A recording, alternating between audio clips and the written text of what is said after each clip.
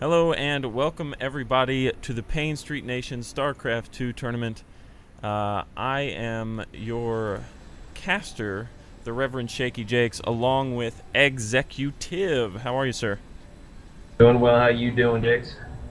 Doing just fine, and I am very excited because this is it. This is the finals in our long, it seems like ages that we've been doing this tournament, but it's finally coming to its conclusion tonight with these two players who've managed to make it to the end: Eureka, the Terran, and Kammalleri, the Protoss. I think the biggest story between these two players is that Kammalleri just lost to Eureka.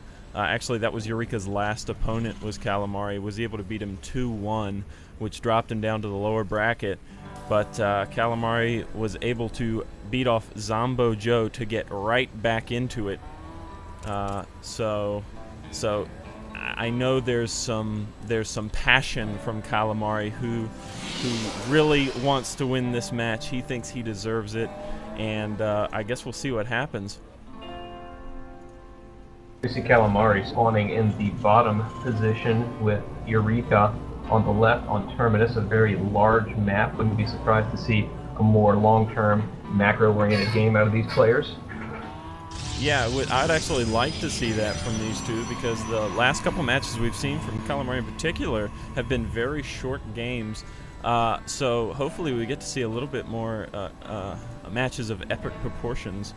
Looks like Kammalleri he's going to scout in all the wrong places before he finally finds his opponent, but I guess he'll get there eventually.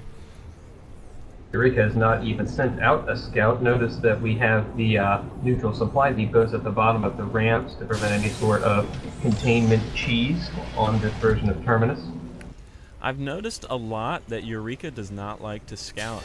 I've noticed a few games where he just hasn't bothered sending anything out at all, and oftentimes he will send out a scout just a lot later than his opponent. He actually is sending his scout out now. Let's see where that's going. It's going in the wrong direction right now, but it looks like he'll scout him on his second pass. But I guess he figures he's facing a Protoss opponent. There's not a good chance that the Protoss is going to wall in, so that late scout maybe get him a little bit more information. That's right, Protoss do have more difficulty keeping out the scout. Kammalleri, going a pretty standard build, has just started his warp gate, chrono boosting that out, and looks like he's elected not to build the first zealot, but shot straight up to a stalker, and his natural expansion going down now at the 4 and 15 second mark.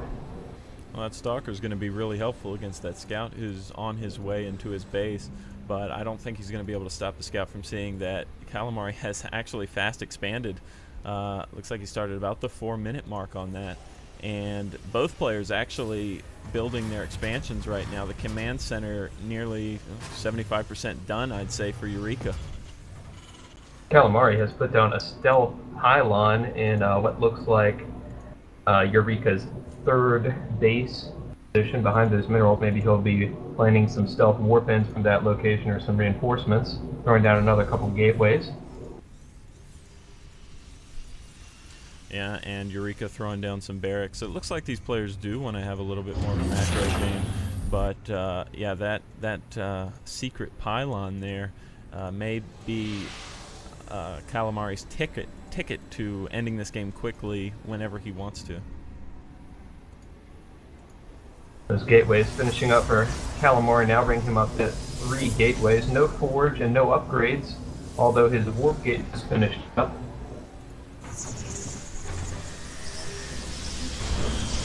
Getting his second gas.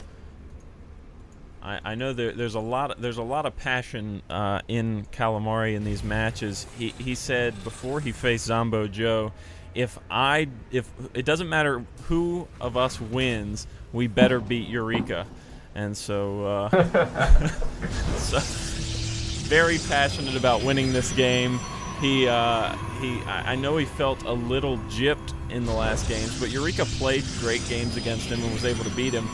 But Kammalleri did not feel that way, unfortunately. Look, he already is spawning in units. He's got some zealots and some stalkers, and Eureka doesn't have a whole lot right now. Actually, he's got a few Marines right here and getting down a bunker, so he should be able to hold this off pretty well. Kammalleri putting in another pylon explosive. He's going to engage with these units here. I think he's going to be able to fend this off with this micro that he's doing. That he's going to stop that bunker from being created. The second one probably is going to be made, though. But he needs that bunker to go down.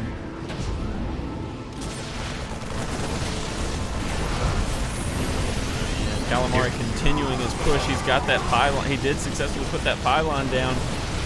Looks like this bunker is going to go down. Kammalleri down to 3 stalkers on the field, pulling back a little. Eureka pulling back into his base. Looks like he's got 12 Marines and 1 Marauder out on the field. Production Eureka, just Marines and a Marauder. Kammalleri got the level 1 weapons on the way. Perhaps a misstep. It's usually key for Protoss to get +1 armor for weapons against Terran. But this attack did just what he wanted it to do. It prevented this expansion from happening, and actually Kamalleri's supply block, because those pylons are taken out. He's going to build a few more back at home, but he's already got his natural down. So if we look at the income, he's well ahead in the mineral count here, 1,300 to 460 income right now, and so that's definitely going to help him out coming into the mid game now. Eureka only now starting his engineering base, starting STEM for his Marines. Kammalleri has got charge on the way for his Zealots. I think that'll be key in allowing his Zealots to get the flank and the surround on those Marines. Right.